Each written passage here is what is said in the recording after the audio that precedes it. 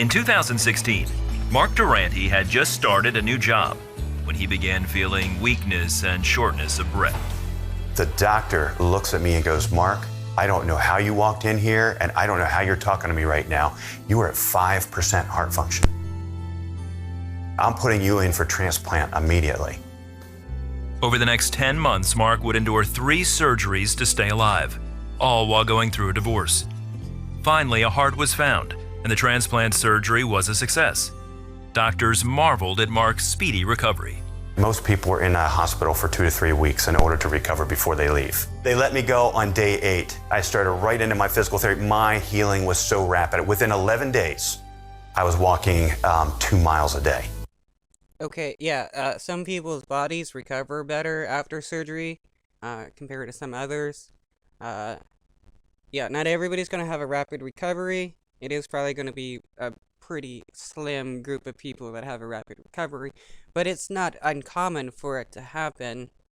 So there's no reason to like say that God gave you a rapid recovery.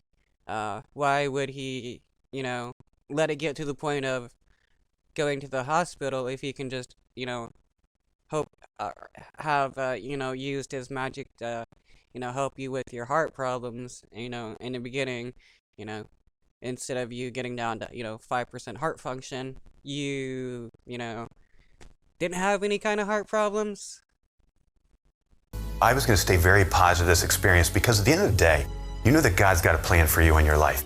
Although healed, Mark was now living on a reduced income, relying on disability checks and money from a GoFundMe account his family set up. Wait. So God's plan for you was to give you heart problems during a divorce and then have you live on disability and donations from people in order to survive. What kind of plan is that for somebody's life? Hey, I have a plan for you. I'm gonna give you a heart attack. You're gonna divorce your wife, and then you're gonna be living off of disability and donations from people for the rest of your life. Do you like that kind of plan? Yeah, it's perfect. It's like nobody wants to live off of disability and stuff because it's really no real life anymore. You don't have a quality of life. It's just this is. I mean, I can understand this guy wants to stay positive, but like, come on, dude. Like, live in actual reality. This is no plan for your life. Even then, he continued to trust God.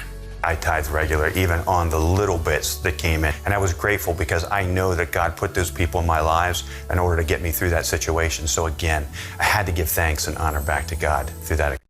Wait, so you're giving honor and thanks back to God is giving God money? Why does God need money? I mean, if the being you worship can create an earth or a planet in 7 days, or the universe in 7 days, couldn't he easily create pieces of paper with numbers written on it? I mean, like, damn, dude, you don't actually have to give him money. Experience, and so I tithed. 3 months later, Mark started working as a distributor. But after 9 months, the company he worked with folded.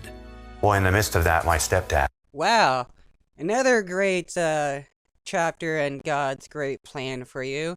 You finally get a job, and then God causes the place you work at to go under. Man, he is really looking out for you. Dad finds out that he's got lung cancer, and he starts to pass away. And so I decided to take 3 weeks and go home and spend it with him and my mom. His stepfather passed, but Mark believed that because he put his parents' needs before his own, God would open a door to new employment. Soon, a former employer called with a great job offer. Mark, you understand this sort of technology. This is new to us. Would you come and actually help us launch this project? And it started me off into a whole nother realm of an uptake in my income level. So another swing upwards. And I'm going to say this, it has not stopped. As a result of the new job, Mark has been able to increase his giving. One ministry he supports is CBN. Oh, wow. So in order for God to move him into a position where he could give more money to God and Christians, God had to kill his stepfather. That's that's a weird way for an all-powerful, all-knowing being to make a plan. Oh, I wanna, help this person, but in order to do that, I gotta kill this person. Wow, wow, how crazy! And the fact that they're all okay with that. That's just kind of sadistic and fucked up.